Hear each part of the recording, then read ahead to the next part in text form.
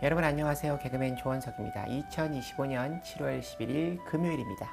오늘은 지난 2020년 2월 12일 수요일에 제가 썼던 일기를 여러분께 읽어드리도록 하겠습니다. 2020년 2월 12일 수요일 어젯밤 12시가 넘어 잤다. 알람이 4시 50분에 울렸지만 10분 더 누워있다. 5시에 일어나 교회로 갔다. 조금 천천히 여유있게 교회에 도착해서 멍하니 십자가를 바라보고 앉아있다가 감사와 회개의 기도를 드렸다. 그리고 조건의 목사님께서 주시는 말씀을 들었다. 오늘 조건의 목사님께서 주신 하나님의 말씀은 누가복음 10장 17절부터 24절 말씀이다.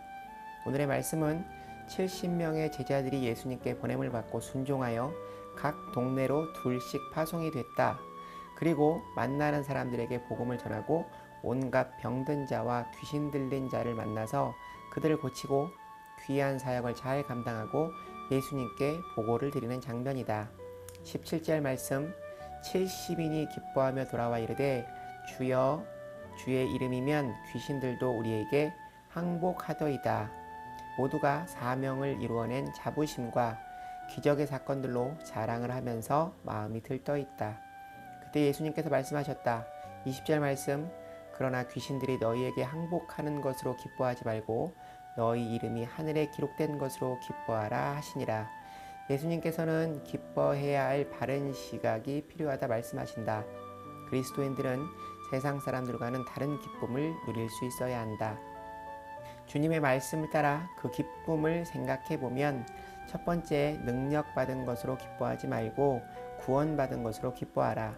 그 어떤 큰 능력을 받은 것보다 구원을 가장 큰 기쁨으로 생각해야 한다. 큰 능력을 받은 사람 중에 교만하여 이단에 빠지는 경우도 있다. 처음에 순수한 마음을 잃어버리고 교만해져서 복음의 빛을 가리고 마귀에 사로잡혀서 망한 사람이 있다. 은사와 은혜는 다르다. 큰 능력이 없어도 참된 믿음으로 구원받으면 하늘의 복을 받으며 살게 된다. 두 번째, 성취된 것으로 기뻐하지 말고 하나님의 기쁨으로 기뻐해야 한다. 내가 무엇을 이루었다고 기뻐하기보다는 하나님의 기쁨을 이루었으므로 주님께 영광 돌려야 한다. 그런 기쁨이 우리를 교만하게 하지 않고 참 만족을 가지는 하늘의 기쁨이 된다. 세 번째, 기적을 이루는 것을 기뻐하지 말고 하나님의 나라가 이 땅에 임하심을 기뻐해야 한다. 예수님의 병 고침, 귀신 쫓으심의 이적의 궁극적인 의미는 그 영혼이 구원받고 하나님의 자녀가 되고 하늘나라 천국에 들어가는 것이다. 그리고 이 땅의 제자가 되어 그들을 통해 하나님 나라가 이 땅에 확장이 되는 것을 주님은 바라시는 것이다. 기적을 체험함으로 하나님의 은혜를 받았지만 그 은혜 안에 살지 못하고 하나님을 배신하고 세상으로 돌아간 경우들도 있다. 오스카 와일드의 단편 소설 중에 예수님께 병 고침 받은 사람들이 장차 어떻게 되었을까 하는 주제를 가지고 쓴 이야기가 있다. 어느 날 예수님께서 한 알코올 중독자를 보시고 넌 누구냐? 왜 알코올 중독자가 되었느냐? 물으시자 내가 원래 절름발이었는데 예수님이 저의 다리를 고쳐주셨잖아요. 절름발이 때 내가 거지로 살았는데 오래 거지로 살다 보니 할 수 있는 일이 없어 자포자기하고 술만 마시다 보니 알코올 중독자가 되고 말았습니다. 길을 가다 보니 예수님의 눈에 창녀가 띄었다. 물으시기를 넌 어떻게 창녀가 되었느냐 묻자 창녀가 대답하길 예수님이 내 안에 귀신을 쫓아내어 주셔서 맑은 정신을 만들어 주셨잖아요. 그래서 정상인으로 살려고 했는데 귀신 들린 창녀라고 사람들이 쑥덕거려서 상대해 주지 않아서 시집도 못 가고 결국은 외로운 창녀가 되고 말았어요. 또 한 사람, 이번에는 예수님께서 조폭을 만났다. 왜 조폭이 되었냐? 고 묻자 전 본래 시각장애인이었는데 주님께서 제 눈을 뜨게 하셨잖아요. 너무 좋아서 마음껏 다녔는데 눈이 감겨 있을 때는 몰랐는데 눈을 뜨고 나니까 세상 못 볼 게 많더라고요. 불의한 일, 부정한 일, 부조리한 일 이런 일들을 보고 참다 못해 치고받다 보니까 어느새 조폭이 되었어요. 예수님께서 기적을 베풀어 그들을 구원하여 주셨으나 영혼이 구원받지 못하고 속사람이 새로워지지 않으면 크게 달라질 것이 없다는 내용을 풍자한 소설이다. 예수님께서 십자가에 달리실 때 예수님께 구원받고 치료받은 사람들은 그 자리에 없었다. 사도 요한만이 그 자리에 있었다. 누가복음 17장 말씀에 나병 환자 10명을 고쳤는데 돌아와 감사한 사람은 한 사람뿐이었다. 기적은 하나님이 살아계심을 깨닫는 한 방법에 불과할 뿐이다. 참 기쁨이 되기 위해서는 그 기적을 통해서 하나님의 계시를 깨달아야 한다. 오병이어의 기적도 예수님은 빵 문제만을 해결하시려 하신 것이 아니라 요한복음 6장 말씀에 예수님께서 생명의 떡으로 온 하나님의 아들이시며 이 떡을 먹는 자는 영생하리라는 이 계시의 말씀을 위해서 사건과 기적이 있었던 것이다. 그래서 우리는 사건에 도취되고 기적 자체에 도취되어서는 안 된다.